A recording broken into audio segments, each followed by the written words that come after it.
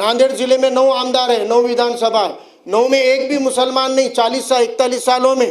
ठीक है, अब नांदेड़ में कांग्रेस ने टिकट नहीं दिया तो क्या हुआ, अकेले कुछ अलग अलग पार्टियों से मुसलमानों ने कोशिश नहीं की क्या, तो कोशिश की है।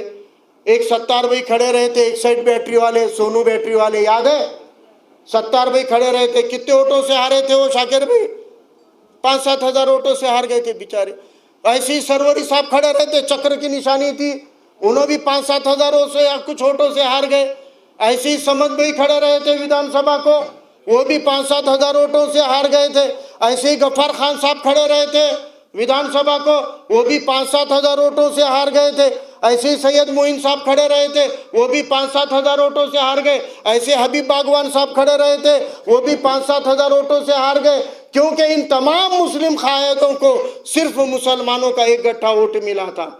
और एक गट्ठा मुसलमान वोट डालने के बावजूद मैंने गिनाए हुए नामों में से कोई भी शख्स जीत नहीं सके, क्योंकि उनको अगर हमारे हम वतन भाई 5 से 7 हजार भी अगर हमारे हम वतन भाई गैर मुस्लिम भाई वोट डाल देते थे तो ये सारे एमएलए बन सकते थे। लेकिन इनमें से जितनों के मैंने नाम गिनाए, इनमें से किसी को भी 2000 भी गैर मुस्लिम वोट नहीं मिले, लेकिन वंचित बहुजन आघाड़ी के फारूक अहमद को 14,000 हम वतन भाइयों के वोट मिले वाले हैं। 14,000 वंचित समाज के वोट मिले वाले हैं। 14,000 हमारे नांदेड़ के SC ST OBC भाइयों के वोट मिले वाले हैं।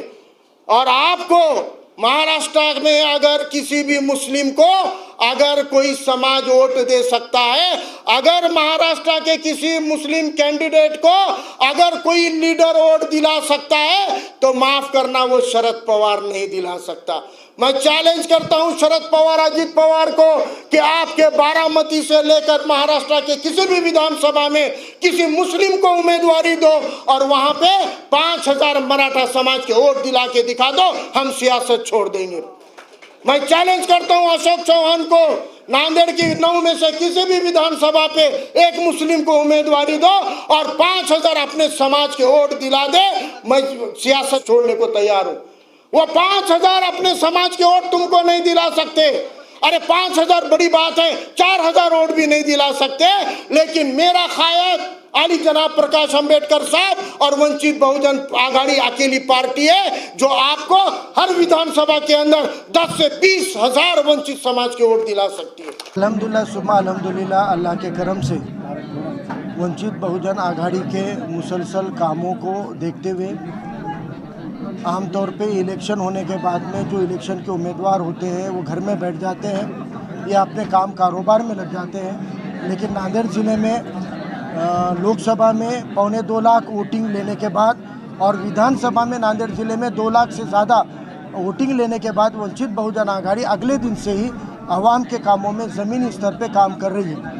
और ये काम जैसे जैसे काम बढ़ रहा है वैसे वैसे तमाम तबकों के लोग जैसे जुड़ रहे हैं। अल्हम्दुलिल्लाह मुस्लिम समाज भी बड़ी तादाद में वंचित बहुजन आघाड़ी के साथ में जुड़ा है। आज उनमें से जो वंचित बहुजन आघाड़ी से नए तौर पे जो पदाधिकारी कार्यकर्ताओं के ज़रिए दिगर पार्टियों में काम करने वाले कुछ पदाधिकारी और कुछ आम आवाम में के मुस्लिम नौजवानों ने वंचित बहुजन आघाड़ी में शमूलियत हासिल की है। जय भीम के साथ जय मीम का नारा देकर क्या इनकलाब लाया जा सकता है, क्या चमत्कार किया जा सकता है, इसका एक मुजाहरा, इसका एक नमूना पहले महाराष्ट्र औरंगाबाद के शक्ल में देख चुका है।